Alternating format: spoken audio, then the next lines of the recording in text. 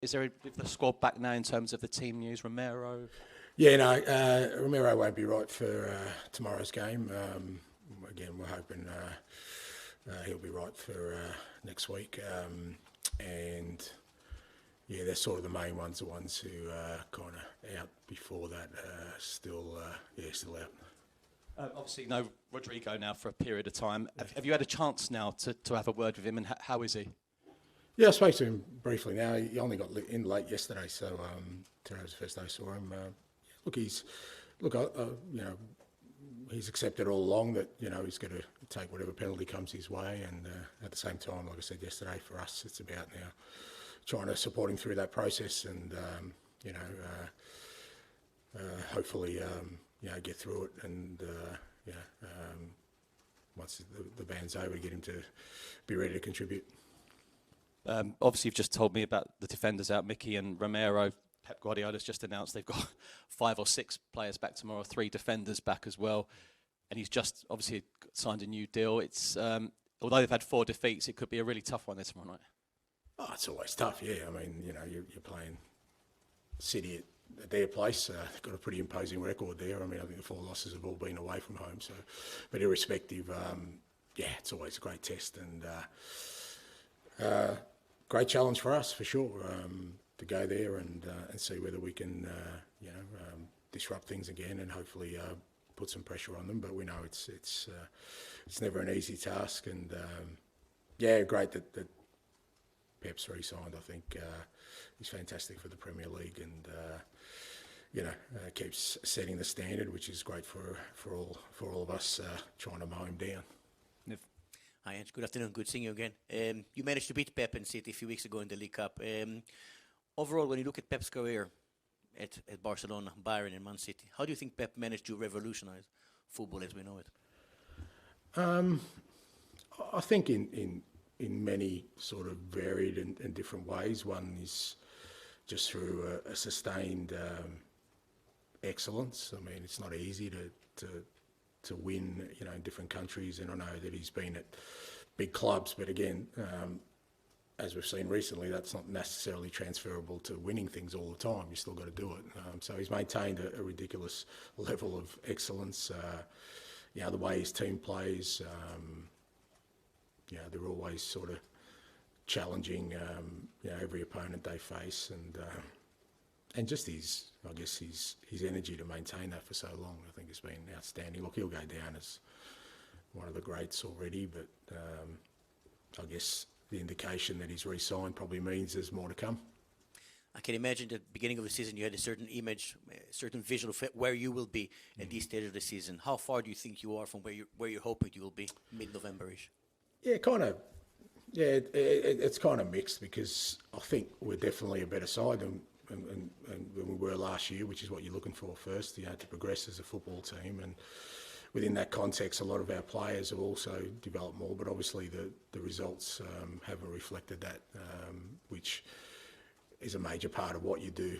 You want to sort of improve your standing within the game, and we certainly, our results haven't reflected that. But I'm still very, very sort of bullish and positive about our progress as a team, and we just got to push on from where we are now to get that consistency that I think will then reflect in sort of more positive results. When you're going through a difficult, challenging period, how important is it to rely on your leaders in the dressing room to make sure that they block all the noise from outside and make sure everyone's united and ready for the task ahead?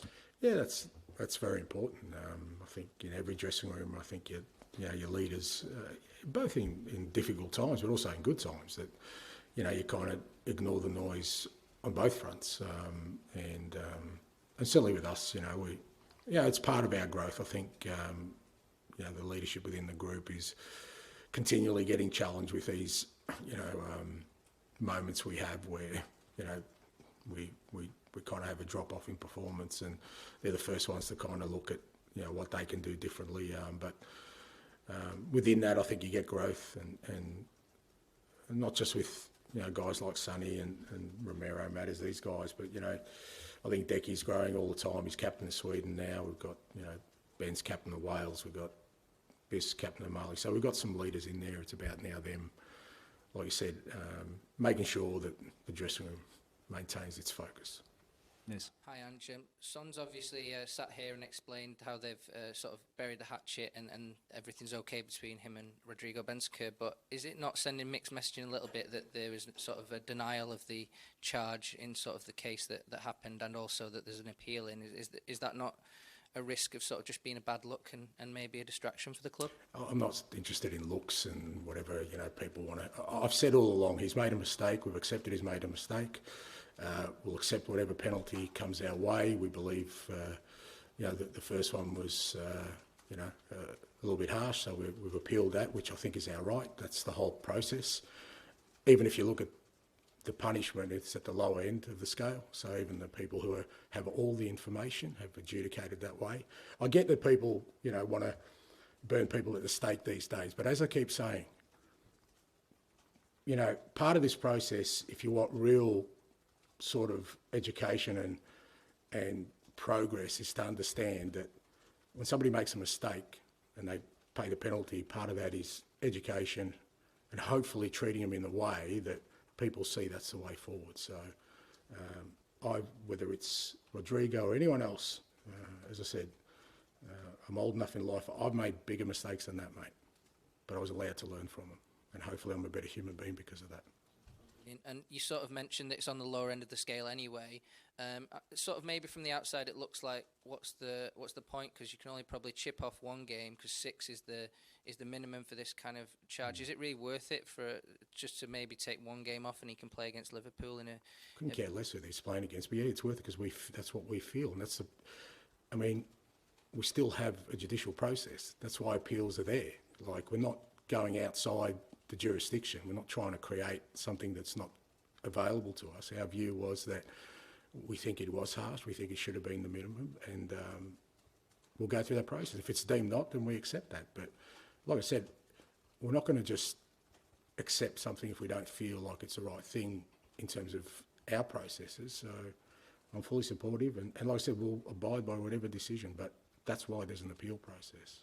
And obviously this was a long time coming, and you were expecting a sort of decision one way or another anyway. And Ben Davies also spoke about it and said internally it's sort of not a topic that's been discussed. But is that sort of your view as well? Is it sort of internally you've moved on and you're training ahead of this game, and this issue cropping up's not affected your week at all? Well, no, it hasn't, because it's not like we've ignored it the whole way through. Like I said, whilst on the outside, mate, but internally, we understand, and like I said, we're helping Rodrigo through the process of understanding it, the whole group understanding the ramifications of making such a mistake, and that's how you get progress, so that the whole group understands it. Is it a daily topic? No, it's not, because there's a lot of other things going on, but it's not like we're pretending it didn't happen. We know it happened, and the appropriate people are dealing with that, and we've dealt with it within the four walls of our dressing room. Ali. Hi, Ange. You said, I think yesterday, that Mickey van der Ven maybe mid-December you're looking at. Do you have to take it even more carefully with him now? Because I think it's 3 to 4 hamstring injuries in the last 18 months or so. Well, you just try and treat it as it is. I mean, we'll get the advice from the medical team and the people working with him. I think there's always a natural sort of cautiousness with somebody who has a sort of reoccurring problem, but at the same time, you don't want to sort of treat him with too many kid gloves around it, because ultimately he's still got to go out there and play at some point. So, but it's fair to say we're taking all the appropriate steps, and Mickey will be a good judge of that too, sort of where he's at. You've got Richarlison and Wilson-Odobert out for a significant amount of time. Does something like that obviously you wouldn't have expected early in the season, will that force you to change your plans in terms of anything transfer-wise in January in the attacking side, or was that always part of the plans? Yeah, it just depends. Again, January's always a sort of, it's a tricky one. You don't really sort of plan for significant things in January, but a lot of that will be dictated by sort of, like you said, how we are at that time. Obviously, Wilson's going to be out for a fair chunk of the season.